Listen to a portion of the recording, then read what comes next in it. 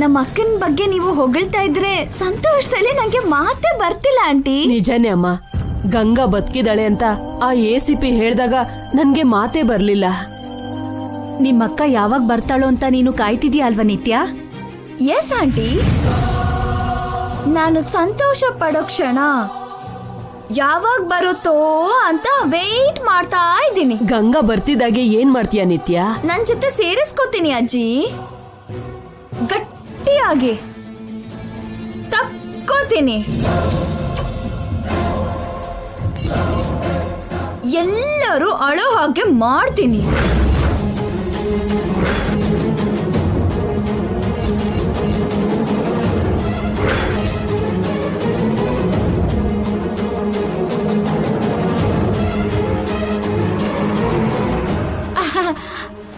ಅದೇ ನಮ್ ಅಕ್ಕ ತಂಗಿ ಅನುರಾಗ ನೋಡಿ.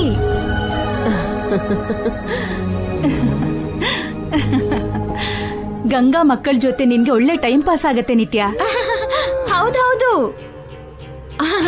ಅವ್ರ ಕಾಲನ್ನ ನಿಲ್ಲಿಸ್ಬಿಡ್ತೀನಿ. ಅವ್ರ ಯಾವತ್ತಿಗೂ ಚಿಕ್ಕ ಮಕ್ಳಾಗಿರೋ ಹಾಗೆ ಮಾಡ್ತೀನಿ.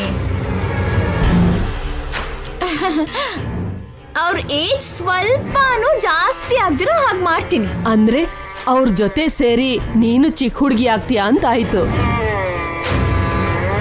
ಇನ್ನು ಏನ್ ಮಾಡ್ತೀಯ ನಿತ್ಯ? ನಿನ್ ಫ್ರೆಂಡ್ಸ್ ಎಲ್ರನ್ನು ಕರೆದು ಪಾರ್ಟಿ ಕೊಡ್ತೀಯಾ? ಮೊದ್ಲು ನಮ್ಮ ಅಕ್ಕ ಬರ್ಲಿ ಇರಿ ಆಂಟಿ, ಅವಳು ಬಂದ್ಮೇಲೆ ಏನ್ ಮಾಡ್ತೀನೋ ನೀವೇ ನೋಡ್ತೀರಾ. ಅಕ್ಕನ್ನ ಮಕ್ಕಳನ್ನ ಕೈ ಸಿಗದೆ ಇರೋಷ್ಟು ಎತ್ತರದಲ್ಲಿ ನಿಲ್ಲಿಸ್ತೀನಿ. ನೀನೇ ಇಷ್ಟೊಂದು ಸಂತೋಷವಾಗಿದ್ಯಾ ಅಂದ್ರೆ ನಿನ್ನಮ್ಮ ಇನ್ನೆಷ್ಟು ಸಂತೋಷವಾಗಿರ್ತಾಳಲ್ವಾ? ನಮ್ಮ ಮಾಮ್ಗಿದೇನು ಹೊಸದಲ್ಲ ಅಜ್ಜಿ.